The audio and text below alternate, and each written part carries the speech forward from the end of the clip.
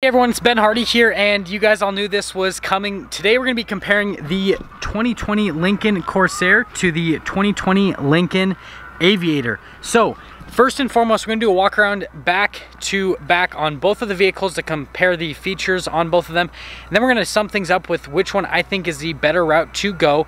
A big shout out and thank you to Larry H. Miller Ford Lincoln here in Provo, Utah for providing us with both of these Lincolns. Check out their inventory in the link below if you're in the market for a Ford or a Lincoln.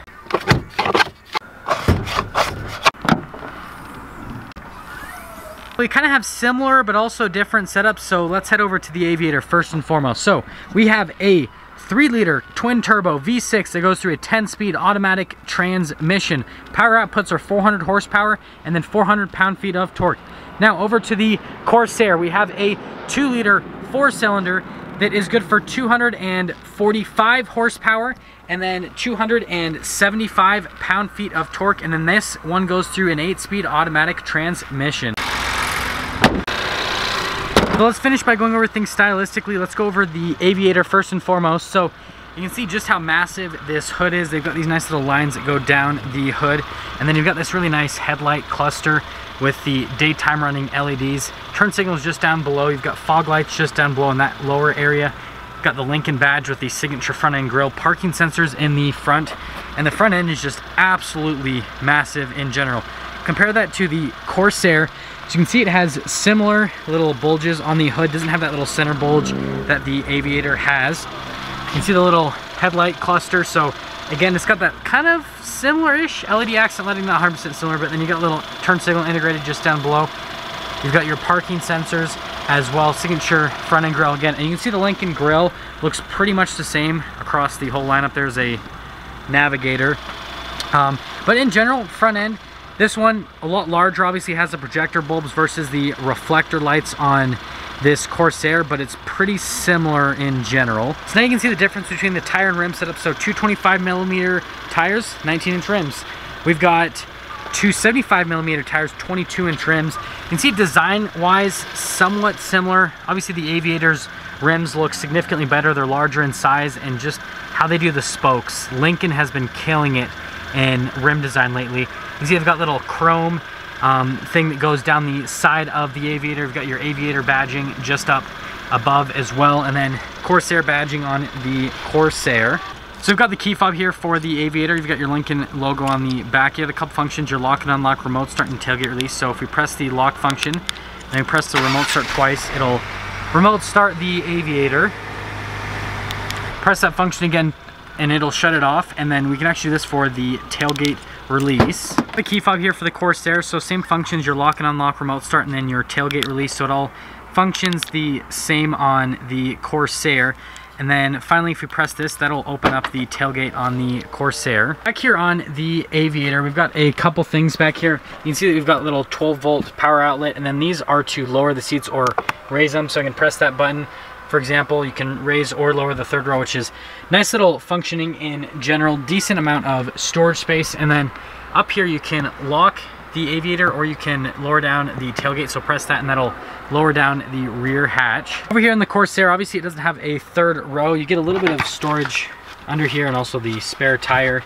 This is actually to lower down the second row, so you can use that function. You got a little 12-volt right there. And then on the back of the tailgate, there's no lock function, but you can again lower down the tailgate. So stylistically, you can see they've got some similar style cues, but again, everything on the Aviator is kind of sized up just a little bit, so you get that full light bar on the rear, Lincoln badging, quad outlet exhaust with the bezel for the receiver hitch, parking sensors in the rear. Over on the Corsair's side, you can see again, you've got that LED light bar, but it's just not nearly as massive as what is on the Aviator.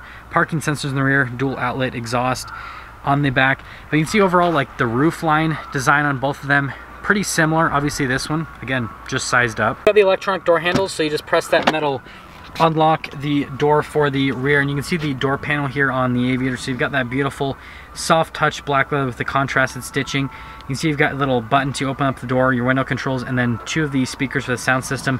And then this is actually a shade right here, so you can kind of obviously block sun from your passengers.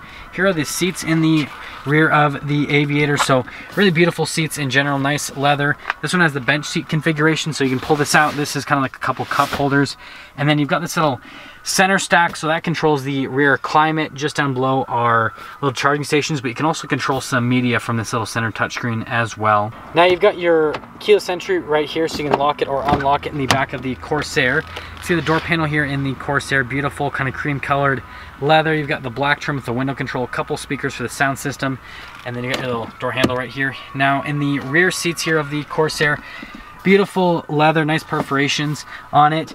You've got this little cup holder that you can pull out, and then you've got a couple heated seat controls and vent controls right there on top of that. Now you have that same electronic lock on the front, and then you actually have this little keypad, so if I shut the door, I can press this button and that'll actually that'll lock, right? You can see the mirrors power folding in. So I've locked the Aviator, and then I can just press that again to unlock it. So it's a cool little function, and also lets you know visibly if the car's locked or unlocked.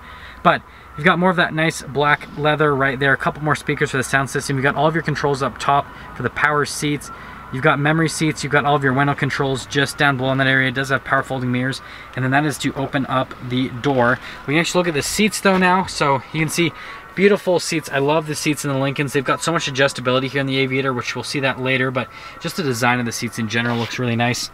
Pedal layout is just down below. You got your little hood latch, pull that twice and that's what unlatches the hood. Light controls all in this area, and then the steering wheel is going to be power adjustable. Got that same keyless entry here on the Corsair. See the mirror will power fold in, but you can press it again and the mirror will power fold out once you start everything up. You can look at the door panel again with that nice cream leather. You've got your seat controls on the side of the door, a couple more speakers for the sound system, all of your window controls, and again, like I said, mirrors are power folding.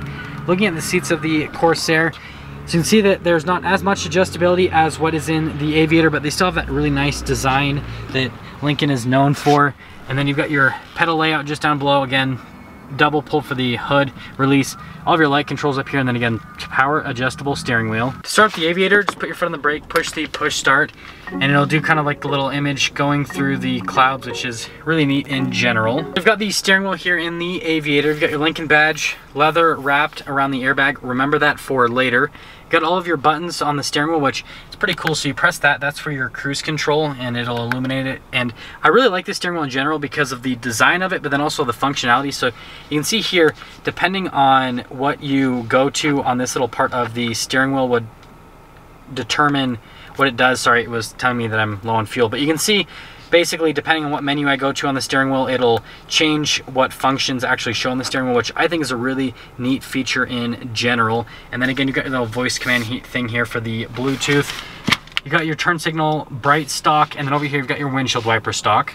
So here is the center gauge cluster, and I really like this. It's super configurable. It shows you a bunch of different information on the vehicle over there on the side, and then depending on what menu you go through, you can make it so that it pretty much populates that on the full screen, which I think is a really neat feature. It's really configurable, it's really easy to use, and it looks really nice. So here is the center touchscreen, and you can see response time is actually really good. We're gonna go into the camera system first and foremost. So you can see there's a couple different camera views. You get that 360 view, but you can see views all around the vehicle in general. So it's really easy to use from a camera perspective, but yeah, just really good system right there with the cameras.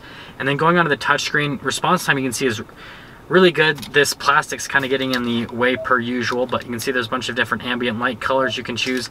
And then on these seats, you can see that there's a whole bunch of different functions, so you can adjust the seats a ton of different ways, and you do have a massage function, and you can do the same for the passenger.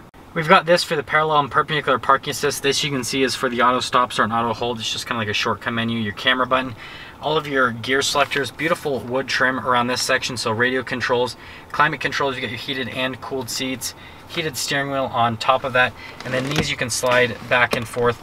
This is your little wireless charging pad. You've got a couple USBs in there, a couple cup holders, drive mode selector, which we'll go over in a minute, parking brake, center console, which really soft touch leather. Pick that up, all lined with felt on the inside. And then we can come over to the glove box area. So again, lined with felt, nice leather and black trim, and then the wood trim. just look at the interior. It's super, super nice, very upscale here in the Aviator. Everything feels and looks nice material-wise. Got our drive mode selector, and we actually will show this on the little center icon. And obviously it's telling me I'm low on fuel when I want to go into Excite, which is kind of like your sport mode. You can see the different drive modes here on the Aviator. Pretty simple setup in general, just changes how much power goes to what wheels, responsiveness of the transmission, obviously how good of fuel economy you're going to get, and we're going to dismiss that.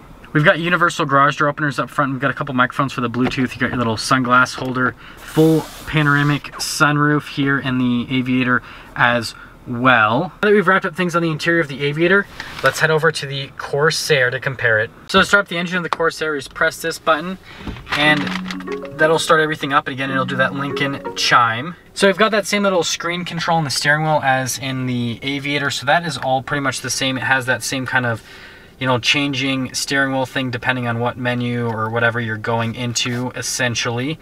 No, this isn't wrapped in leather like the airbag cover on the Aviator. Still got that little voice command control. Steering wheel, other than that, feels pretty similar. It doesn't feel as nice though as the Aviator. Yes, I did forget to mention, same paddles on the back of the steering wheel to shift the gears yourself. Same exact stock for the windshield wiper, same turn signal stock and light stock. But let's get into the center screen. So you can see the center gauge cluster a little bit more traditional on that side of things. You can see there's that little center menu that you can kind of scroll through. And then there's a couple different menus as well that you can scroll through. So you can see in general, it's pretty configurable, not as big as what's on the Aviator. And I kind of like the look of what's on the Aviator a little bit more. This is our whole center touchscreen. So we'll go over the camera system first and foremost like usual. So you can see has that same 360 camera view, has all the same camera views as what's on the Aviator. So this whole setup is identical. And then you can see the touchscreen just as responsive, except for the plastic is twice as annoying on this one. But you got your ambient lighting color, and if we go back, you can see that you can still do the same stuff on the driver and the passenger seat. Has some adjustments on it. Doesn't look like it has the massage function. I'm not seeing anything for that. Now we can see here we've got the parallel and perpendicular parking assist, and then that is for your auto hold. So you can press that and that'll pop it up on the center screen. This is for the camera system, and then you've got your transmission selector right here. And like I said, can shift the gears yourself if you want. Radio controls just down below. These are all of your analog climate controls, heated and cooled seats, heated steering wheel on top of that, and it says Lincoln in this little black trim. We've got this little storage area which has a couple charging ports right there. Cup holders, we'll go over the drive modes in a moment. Parking brake, and then we've got the little center console right here lined with felt. Nice leather at the top. It's kind of a weird design, but I like it. It looks like a little cave basically.